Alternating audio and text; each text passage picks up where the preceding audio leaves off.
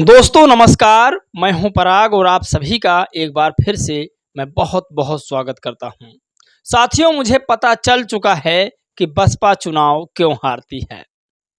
सबसे बड़ी चीज़ है कि बसपा के जो समर्थक हैं वो स्थिर नहीं हैं। ये सबसे बड़ी चीज़ है। जो भी बसपा के समर्थक देख रहे हैं वो ज़रूर हमें बताएं कि क्या वो बसपा के समर्थक हैं और वो स्थिर हैं। साथियों, आपको बता दें, मैं इस बात से अंदाज़ा लगा रहा हूं कि मैं 1 डेढ़ महीने से जब से बसपा की नीति को मैंने पढ़ा, तब से मैं बसपा के ऊपर काम करने लगा और पार्टियों पर भी वीडियो बनाता हूं। लेकिन बसपा चूँकि उसका ना आईटी सेल है, ना उसका कोई संरक्षण है, दलितों की पार्टी है, सबसे अध पायदान पर पहुंच चुकी है। इसीलिए मेरा कर्तव्य बनता है और बाबा साहेब ने भी कहा था कि आप जिस समाज में जन्मे हैं, पहले उस समाज का उद्धार कीजिए। इसीलिए मैं सोचता हूं कि बसपा की बातें थोड़ा-थोड़ा लोगों तक पहुंचाई जाए, जो बसपा ने किया है। लेकिन जो देखने वाले बसपा के समर्थक हैं, वो इस कदर से भाग रहे हैं, जैसे लग रहा है मधुमक्खी का छत्ता हो ये वीडियो ना हो। और बाकी कई जगह पर जाते हैं देखने, लेकिन वो ऐसे चैनलों पर नहीं जाते जहां माननीय बहन जी की वीडियो बनाई जा रही हो, जहां माननीय बहन जी के कार्यकाल को बताया जा रहा हो, या फिर दलित पिछड़े आदिवासियों के लिए जहां पर सच्चाई दिखाई जा रही हो। वहां पर हमारे दलित समाज, ना पिछड़े समाज के लोग और ना ही गरीब समाज के लोग देखना पसंद कर रहे हैं। अब उन्हें मसाला वाली वीडियो चाहिए, अच्छे से, मतलब थोड़ा झूठा मूठा थंबनेल हो, प्रोपोगंडा हो, जिसमें बहुत सारा बहन जी की बुराइयां हों और भी नेताओं की बुराइयां हों। ऐसी वीडियो उन लोगों को चाहिए। मुझसे ये नहीं हो पाएगा।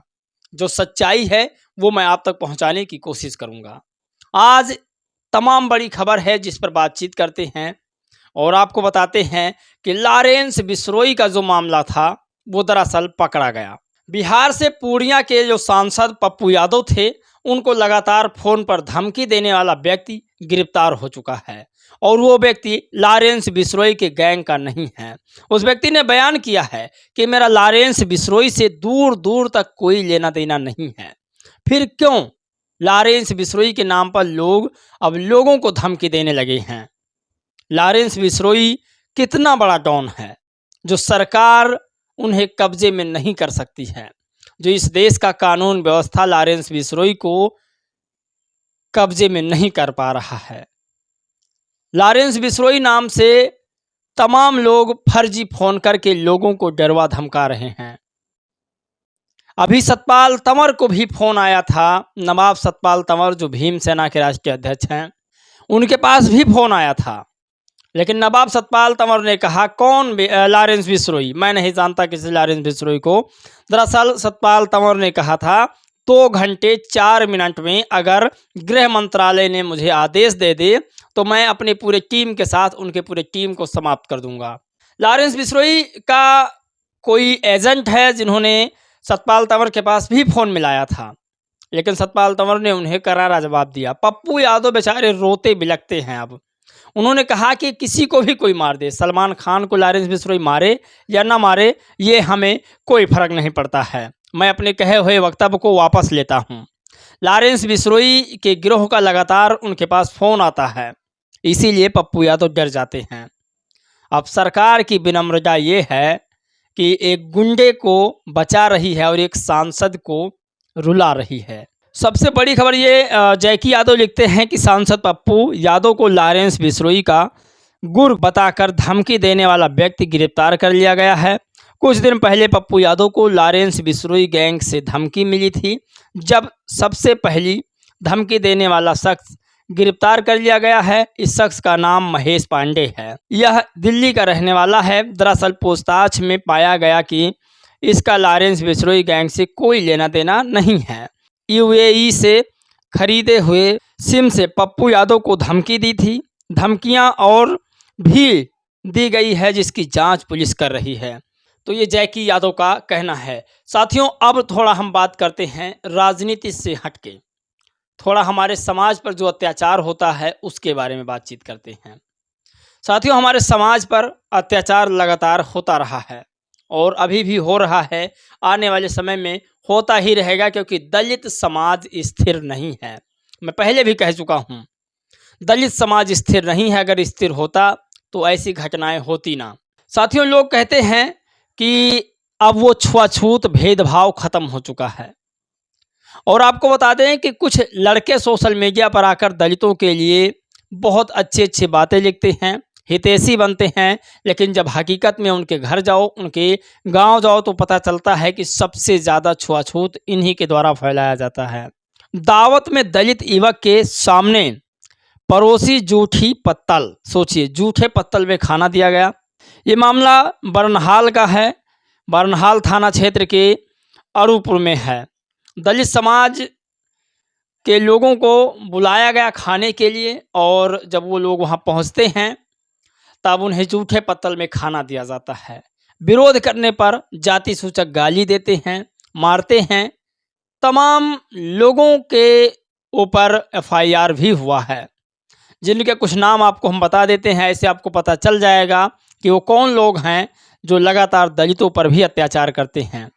हितैषी तो दलितों के बनते हैं, वोट लेने के समय अत्याचार वो ब्राह्मणों से भी ज़्यादा करते हैं, ठाकुरों से भी ज़्यादा अत्याचार करते हैं। इस दौरान गांव के नरेश यादव पुत्र बदन सिंह, अवनीश यादव पुत्र साहब सिंह, जैकी यादव पुत्र उमेश चंद्र, धीरेन्द्र यादव पुत्र मुन्ना यादव व 3 अज्ञात लोगों ने उन्हें जूठी पत्तल रखी और मारपीट कर वहां से भगा दिया।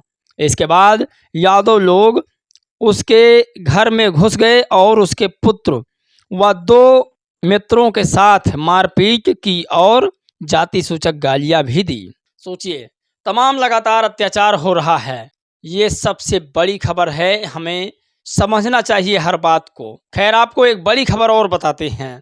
लोग कहते हैं कि बहुजन समाज पार्टी के जो पुराने कार्यकर्ता हैं वो अब भटक चुके हैं। साथियों, आपको बता दें कि फूलपुर विधानसभा से पहले प्रत्याशी बनाया जाता है शिवबरन पासी को। उसके बाद 2 महीने बाद शिवबरन पासी को पद से हटाया जाता है, प्रत्याशी पद से, और उसके बाद जो है जितेंद्र सिंह को प्रत्याशी बनाया जाता है फूलपुर से। तो जितेंद्र सिंह को जब प्रत्याशी बनाया गया तब शिवबरन पासी से जब पत्रकारों ने इंटरव्यू लिया तब आप देखिए क्या हुआ। सपा के साथ जा रहे हैं। अभी तो आपने कहा कि आजाद पार्टी वाले के साथ चल रहे हैं। ये ऐसे जैसे रोज, जब तक आज मैं निकला ना, अब आज के बाद आपको कोई नहीं कहेगा कि हमारे साथ आ रहे हैं, हमारे साथ आ रहे हैं, सब हेरा जाएंगे। क्या कहेंगे जनता को चुनाव को लेकर? जनता को मैं अपने फूलपुर जनता को, अपने पदाधिकारी को, कार्यकर्ता से मैं अपील करूंगा, निवेदन करूंगा कि आप लोग बहुजन समाज पार्टी में माननीय बहन जी ने जिसको आशीर्वाद दिया है उसको आप एक वोट दे करके उनको बहुजन समाज पार्टी का फूलपुर से विधायक बनाइए। इसी में हम लोगों को हित। जितेंद्र सिंह जी को जो है टिकट मिला, सहमत है? जितेंद्र सिंह भी बहुजन समाज पार्टी के कार्यकर्ता है, हम भी बहुजन समाज पार्टी कार्यकर्ता है। रवि गौतम से लाख गुना अच्छे व्यक्ति लगे मुझे शिवबरन पासी जी, जिन्होंने आज साबित कर दिया कि वो बसपा के सच्चे सिपाही हैं, जो जितेंद्र सिंह के लिए प्रचार प्रसार कर रहे हैं। एक रवि गौतम हैं, आज अंतर समझ सकते हैं। कोई भी एक वफादारी का मुखौटा लगाए व्यक्ति में और वफादार व्यक्ति में विदित हो कि फूलपुर विधानसभा सीट पर कुछ दिन पहले बसपा ने अपने प्रत्याशी शिवबरन पासी की जगह जितेंद्र सिंह को प्रत्याशी बनाया था। तो जितेंद्र सिंह को प्रत्याशी बनाया गया है, लेकिन फिर भी शिवबरन पासी जी कड़ी मेहनत कर रहे हैं बसपा के लिए। इसे कहते हैं मिशनरी व्यक्ति। आपको बता दें, बसपा के आने के बाद भाजपा कमजोर हुई है और समाजवादी पार्टी के आने से भाजपा मजबूत हुई है। इसका भी लेखा जोखा परवेज अहमद ने निकाला है। तो परवेज अहमद जी लिखते हैं कि जब जब बसपा शासन में आई है तब तब भाजपा कमजोर होती गई है, और जब जब सपा शासन में आई है तब तब भाजपा मजबूत हुई है। आप ये हवाला देख सकते हैं 2007 का। 2007 में बसपा के 207 सीटें, वहीं भाजपा की 51 सीटें, और 2012 में बसपा 80 सीट और सपा 224 सीट सरकार में और भाजपा 47। ये 2012 तक बसपा की सरकार थी, तब का ये हवाला है। तो अब 224 सीट पाके अखिलेश जी की सरकार बनती है, और 2017 में कांग्रेस के पास 7 सीटें, बसपा 19 सीटें और सपा 47 सीटों पर। ऐसा क्या समाजवादियों ने कर दिया, या ऐसा क्या नहीं कर पाए कि यहाँ से 2017 में भाजपा चुनाव जीत गई और 312 सीटें प्राप्त हो गई? क्या वजह थी? अब फिर मैं कह रहा हूँ, जब जब बसपा यूपी में मजबूत हुई है तब तब भाजपा कमज़ोर हुई है। लेकिन इल्ज़ाम भी टीम का बसपा पर ही लगाया जाता है। बाकी आप लोग अपने हिसाब से कमेंट कर दीजिएगा, लोगों को पता चल जाए। जय भीम, नमो बुद्धाय।